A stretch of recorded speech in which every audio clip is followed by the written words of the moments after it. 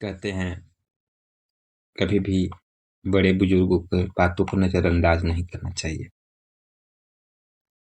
ऐसा ही हम एक बहुत खौफनाक कहानी आप लोग को सुनाने जा रहे हैं, जो एक भूतहा कुआं का है। और यह कहानी एक बिहार के छोटे से गांव की है। और उस गांव में एक बहुत पुराना कुआं का भी है। आइए हम आपको उस कुएं के रहस्य बताते हैं। पहले जमाने में जो राजा महाराजा लोग रहते थे, उस गांव के थोड़े से ही बगल में 10-15 मिनट की दूरी पे कम से कम चलेंगे तो वहां तक पहुंच सकते हैं। तो वहां पे उनका बहुत पुराने जमाने का घर था, टूटा फूटा महल था। और कहते हैं कि वहां पे एक महल के आगे एक कुआं था। कुएं में कहते हैं लोग कि वहां पे एक औरत की आत्मा कैद है, जिसका पति ने उसे मारकर वहां पे उसे उसको फेंक दिया था। और वहां पे जो भी अकेला गया लौट कर जिंदा नहीं आया। उस कुआं अब बहुत पुराना हो चुका था। उसका दीवार जो है टूटा हुआ था, दीवार भी ईंटा भी टूटा हुआ था।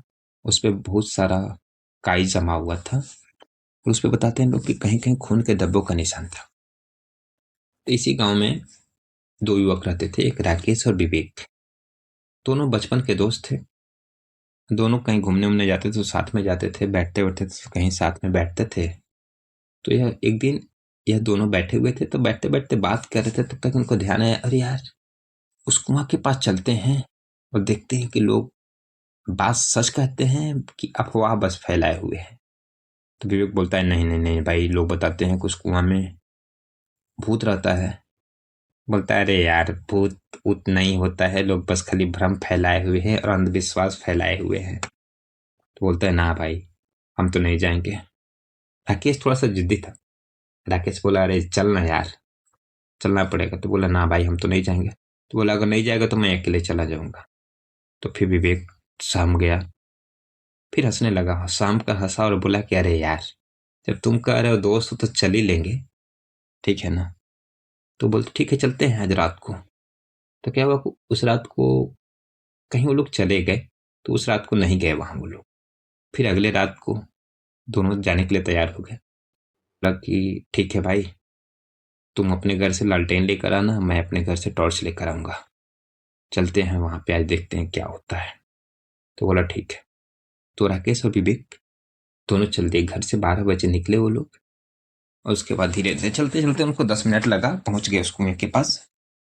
जाकर राकेश पहले कुएं पे बैठा, विवेक अभी खड़ा था कुएं से बाहर, बस कुएं के बगल में ही खड़ा था। तो राकेश बोलता है, अरे यार, कह रहे थे ना विवेक, कुछ भी नहीं है यहाँ पे, बस खाली लोग अफवाह फैलाए हुए हैं, लोग बस खाली डरा के रखे हैं, कुछ ऐसा होता नहीं है।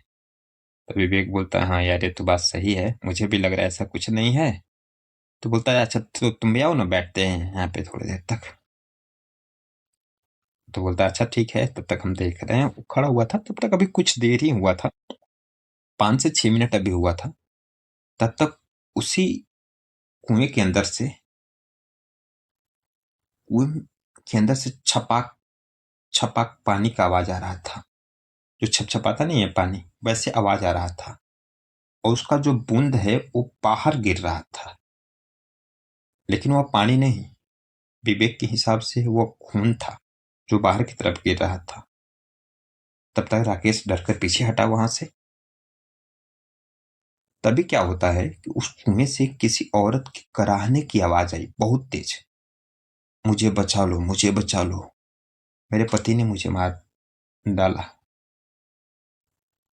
उसके बाद राकेश भागने ही वाला था कि अचानक कुएं से सफेद साड़ी पहने एक औरत का हाथ बाहर निकलता है। और वो क्या होता है कि वह उसके हाथ से, राकेश के हाथ से लालटेन ले लेती है। और विवेक क्या देखता है कि उसको अंधेरे में सिर्फ लाल चमकता हुआ आंख दिखाई दे रहा है, दो आंख दिखाई दे रहा है बस उसको, और कुछ नहीं दिखाई दे रहा है। फिर क्या होता है, वह लाइट लिया रहा था, तो लाइट जलाता है। तो लाइट जलाता है तो रोशनी में उसको उसको भी वहीं साड़ी व्हाइट साड़ी वाली औरत दिखाई देती है। और वो क्या देखता है कि एक हाथ में वह लालटेन ली है राकेश का, और दूसरे हाथ से वह राकेश को पकड़ी है। फिर राकेश बहुत तेज तेज चिल्लाने लगा।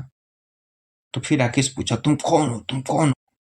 तो फिर वह औरत बोलती है कि मैं वही हूं जिसके पति ने मुझे धोखा देकर इस कुएं में मार डाला। अब मैं अकेली नहीं रहनी चाहती हूँ।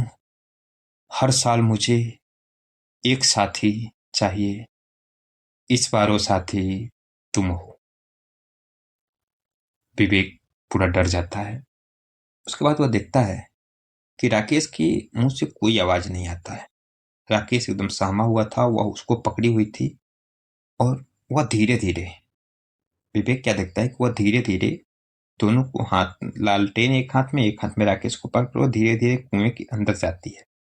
तो विवेक डरा हुआ था, चिल्ला भी रहा था साथ में, लेकिन वह फिर भी दोस्त था तो वह लाइट जलाया हुआ था, लगातार लाइट जलाया हुआ था। फिर अचानक क्या देखता है, वह भी कुआं के पास जाता है तो देखता है कि राकेश पानी में, आधा धड़ उसका जो बॉडी है आधा पानी के अंदर है, लेकिन वह पानी नहीं था। विवेक के हिसाब से वह खून था। फिर वहां से भी वह राकेश चिल्ला रहा है, लेकिन बस खाली उसका मुंह जो है वो खुलने का दिखाई दे रहा है उसको, विवेक को। उसके मुंह से आवाज कुछ नहीं आ रहा है और विवेक चिल्लाता रहता है। फिर क्या होता है कि देखता विवेक कि वो धीरे धीरे खींचते हुए राकेश को अंदर लेके जाती है। उसके बाद क्या होता है, कुएं से बहुत तेज एक छपाक की आवाज आती है और सब कुछ शांत हो जाता है। तो फिर वह देखा कि वहां से राकेश गायब था। राकेश था ही नहीं। फिर क्या हुआ, वह चिल्लाने लगा, बहुत तेज तेज चिल्लाने लगा विवेक। चिल्ला के विवेक का तो भागा नहीं जा रहा था, लेकिन कैसे कैसे गिरते पड़ते हुए वह गांव की तरफ भागा। और जब गांव की तरफ गया तो चिल्लाते हुए राकेश के घर गया, अपने घर गया। फिर क्या होता, गांव में ऐसा नहीं होता है कि अगर एक लोग चिल्लाए तो बहुत लोग इकट्ठा हो जाते हैं। तो बहुत लोग इकट्ठा होकर उस कुआं के पास आते हैं। तो फिर जब आते हैं सब लोग लालटेन उल्टेन लेकर के, जो भी था टॉर्च वॉर्च लेकर के सब लोग आते हैं। तो क्या देखते हैं कि वो कुछ, राकेश का तो नामो निशान नहीं था वहां पे।